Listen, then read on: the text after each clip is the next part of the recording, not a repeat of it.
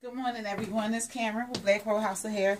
And as I said in my previous videos, I'm going to start showing you guys a little bit about my life and what I do with Black Crow House of Hair so you can get a little bit of information because I'm getting a lot of questions exactly on what we do.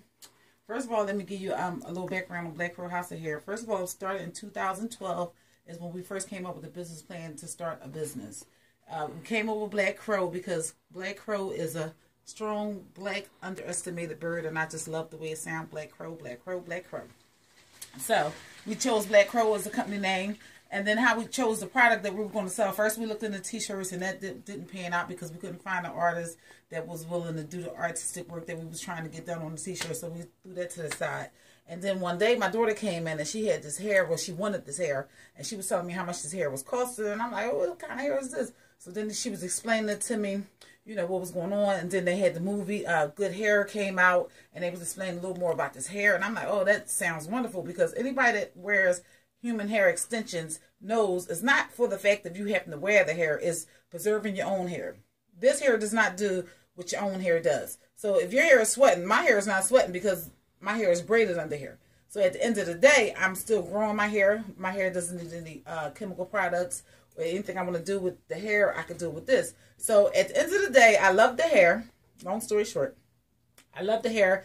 And then I found out about the hair, so I sent off for some hair. So once I sent off for the hair and I got the hair back, and then my daughter got the hair, and then she applied it in the hair, and then I was walking through the house one day, and I'm smelling this nasty smell, and I'm like, what is that smell? So apparently it was the hair. It was a hair that my daughter bought for $260. I think $60 she sent off for this hair for the price. And then the hair was just like, had a horrible smell every time you would put heat to it. So I'm like, well, Nunu, that doesn't smell too good. Like, you know, you need to do something with that hair. So she was like, I know. So then she tried to supply her hair in Philadelphia for the second go around.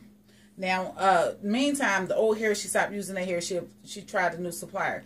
This supplier that she went to was here in Philadelphia, did drop-offs and all that kind of stuff. And the hair was pretty good in the beginning, and then after a while, it started getting tangly and nappy, and it's just, you could tell it wasn't human hair, because human hair, if you don't put a chemical on it, it shouldn't change texture like that. I can see if you dye it or you perm it, then, you know, you kind of get the texture to change, but 100% human hair, if it's raw, it doesn't change texture, and you should be able to dye it, you should be able to straighten it out, curl it, wash it, dry it, just like you would do your own hair, and it should last as long as your own hair will without you burning it out or you cutting it. So back to the story. 100% human hair is a tricky business. After I start realizing the tricks that my daughter was going through with the hair, with the bad smell, the tangles, and the different things that the hair was doing for the price that she was paying, and I was just saying to myself, I don't think it's worth it. So after a while, I'm seeing that the hair start building rapidly in the neighborhood and the communities and all around the world. Basically, women are wearing hair extensions more than they ever did in life. Everybody loves hair extensions, and I see why, because I wear them, and they're great. Okay, so what happens is, once I decided to pick this as my business that we were going to venture off into, what we did was we contacted the supplier. We found the new supplier. Somebody was, referred me to the supplier, and I sent off for the hair. The hair was pretty good.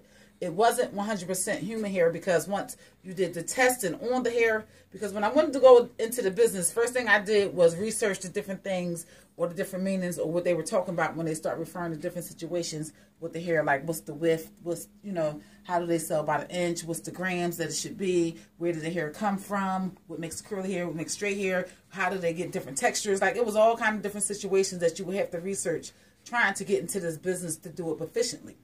So what I did is, after I researched everything, I started sending off the hair. So what I did was, I started off with one company. Like I said, the hair was pretty good.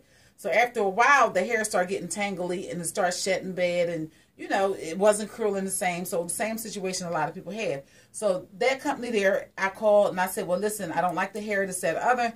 I would like to send it back, because I thought I was buying was a top grade. So I explained that to them, and when you call back, you don't get the same operator. First of all, you don't have the return policy like you think you're going to have. It's not like we just ship it back.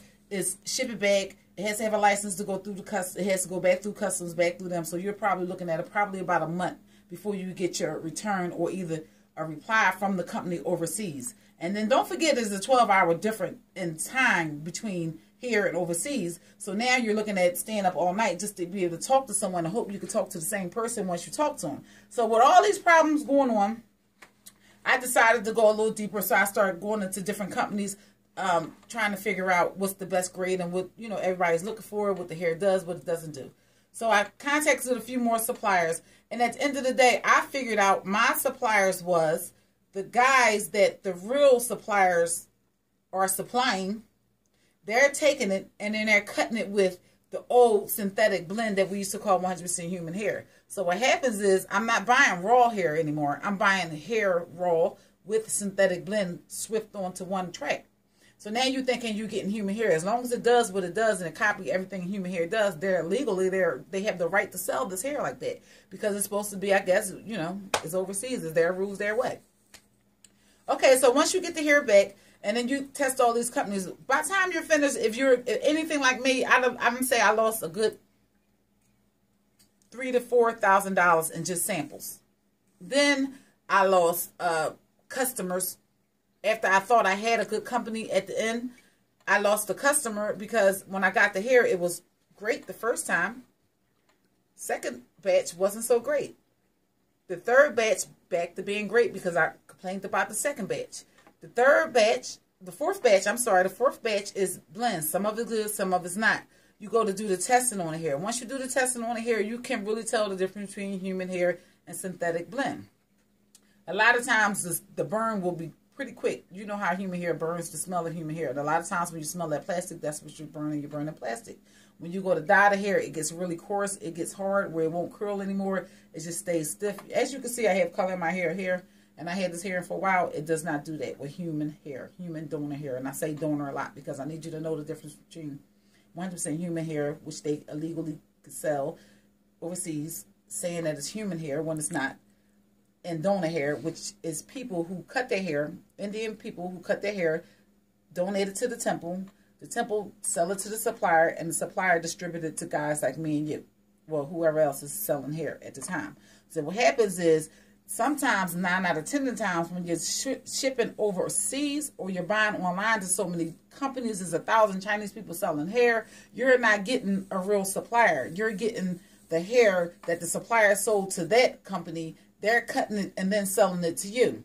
What I do in my company in Black Crow House of Hair is we are the middleman. We don't put cut on our hair. I don't have a place where I'm sending the hair off after it's raw and getting anything synthetically blended. I don't have people in the back room doing this.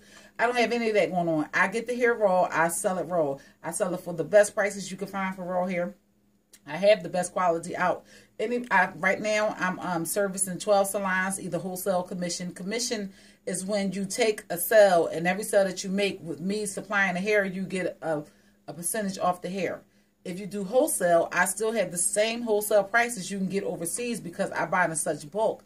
And I'm messing with one supplier that me and him has a partnership going on where he's giving it to me at such great rates, and I can offer it to you guys at such great rates. So it's like a win-win situation when you're dealing with somebody here in America, in Philadelphia, that you can contact. You don't have to worry about the 12-hour difference. You don't have to worry about the language barrier. You don't have to worry about the shipping time. You don't have to worry about customs.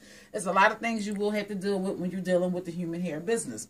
And who I'm talking to is I'm talking to people who want to start selling hair. If you want to become a hair brand, which means if you want to take some hair and you want to put your brand on it and you want to sell it the way you sell it, that's fine. I'm a wholesaler. I sell generic hair to a person who wants to stamp their name on it. Is good hair. That's the only thing my stamp is saying, that we tested the hair is the same hair that we've been getting, and we're not going to fool you the next shipment. It's the same hair. That's it. We want to say we've got great prices here, so why ship over there when you can get it here? That's all I'm bringing to you guys. So at the end of the day, because I do hair and it's 100% human hair, I do come up with a lot of creative ways to do the hair and present the hair, and, you know, because I have to sell the hair. So what we did was we turned our bottom half of our house into a little studio. My husband, I gave him the plan, and he worked it out for me. Me and him did it together, basically. And we put this basement together, and we made a hair studio out of it. Because we call it a hair studio and not a salon, in-house salon and all that kind of stuff. It's because of the fact that we do pictures down here. We do videos down here. We're going to do hair down here. We do coloring down here. We answer phones down here. We reach out to other customers and clients down here. We book appointments down here for other salons. We do a lot of things down here. So as the days progress and you guys start tuning in, and you'll